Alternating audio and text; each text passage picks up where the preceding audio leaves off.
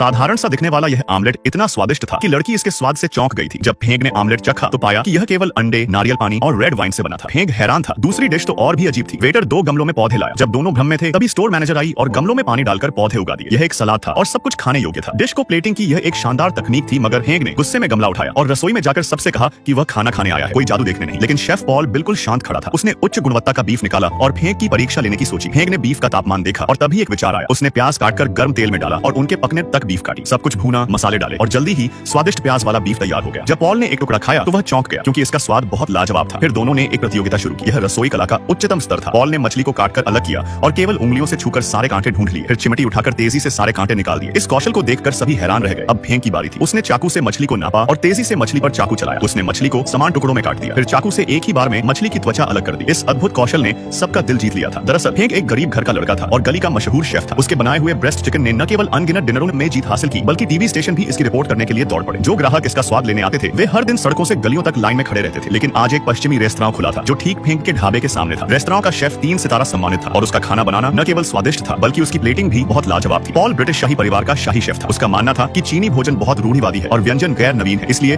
वह इस बार चीन लौट आया था ताकि अधिक लोगों को पश्चिमी भोजन के बारे में बता सके। पॉल को सबक सिखाने के लिए फेंग ने भोजन की दुनिया में एक खास जगह हासिल कर रखी थी। इसके बाद दोनों में चाकू की कला दिखाने की प्रतियोगिता हुई, मगर दोनों का चाकू कौशल बेहतरीन था। कुछ दिनों बाद खाना पकाने की एक बड़ी प्रतियोगिता होने वाली थी। दोनों शेफ ने इस प्रतियोगिता में भाग लिया। जैसे ही प्रतियोगिता शुरू हुई, फेंग ने एक सफेद बत्तख निकाली और उसका पैर तोड़कर बाहर की त्वचा पर तेल मलकर एक गुप्त चटनी बनाई। फिर बत्तख के अंदर चाकू घुसाकर सारा माल बाहर निकाल लिया। इस अजीब तकनीक को देखकर सारे दर्शक चौंक गए थे। फेंग ने सारी चटनी बत्तख के शरीर में डाली और उसे बांधकर पत्ते में लपेट दिया। फिर ऊपर से नमक से भरी कढ़ाई में पकने के लिए रख दिया। थोड़ी देर बाद बत्तख पूरी तरह तैयार हो गई। उसने फूल बत्तख बनाया था। फिर उसने चाकू से एक कट लगाया जिससे अंदर भरा हुआ गाढ़ा सूप बाहर निकल आया, जो दिखने में बहुत स्वादिष्ट था। जज उसके स्वाद से बहुत हैरान थे। अब पॉल की बारी थी। उसने फाई ग्रास को पतली पन्नी में लपेटकर उस पर सही तापमान का गर्म पानी डाला और माइक्रोवेव में रख दिया। थोड़ी देर तक पकने के बाद उसने फाई ग्रास को निकालकर बर्फ से ठंडा किया ताकि फाई को टीन से आसानी से निकाला जा सके। बाहर निकालते ही उसने गर्म चाकू से फाई को काटा। फिर चीनी को पैन में डालकर उसका कारमेल बनाया। पॉल का अगला कदम प्लेटिंग करना था। उसने पहले अनानास स्लाइस से बेस बनाया, फिर फाई ग्रास और कारमेल को रखा और आग से गर्म किया ताकि कारमेल फाई के साथ मिल सके। अंत में उसने स्ट्रॉबेरी डाली और फ्रेंच कारमेल फाई ग्रास तैयार हो गया। जजों ने पॉल की बहुत तारीफ की। इस प्रतियोगिता में पॉल और फेंग के अंक बिल्कुल बराबर थे, लेकिन चैंपियन केवल एक ही हो सकता था। जजों ने फेंग की प्लेटिंग को कम बेहतर बताया और पॉल को विजेता घोषित कर दिया कि वह विश्व कुकिंग चैंपियनशिप में जाएगा। फेंग निराश होकर चला गया, लेकिन बाद में पता चला कि पॉल इसलिए चैंपियन बना क्योंकि उसके बॉस ने जजों को खरीद लिया था। दरअसल पॉल की गर्लफ्रेंड मशहूर होना चाहती थी। उसने पॉल की पुरानी रेसिपी चुराई और उसे ले जाने की तैयारी की। सच जानकर पॉल टूट गया और दुखी होकर शराब पीने लगा। उसी पल उसकी मुलाकात फेंग से हुई। बातचीत के बाद दोनों में समझ और सम्मान बढ़ा। फिर दोनों ने मिलकर चैंपियनशिप जीतने का फैसला किया। जल्द ही प्रतियोगिता का दिन आया। बाकी प्रतियोगी सामग्री जुटा रहे थे, लेकिन पॉल और फेंग शांति से सोयाबीन पीस रहे थे। उन्होंने सबसे सरल तरीके से एक मशहूर डिश बनाई। फेंग ने अपनी खास तकनीक लगाई और पॉल ने बेहतरीन प्लेटिंग की। आखिर में मापो टोफू सबके सामने रखा गया। टोफू का स्वाद मुंह में डालते ही फट पड़ता था। आखिर में दोनों ने इस मापो टोफू से चैंपियनशिप जीत ली।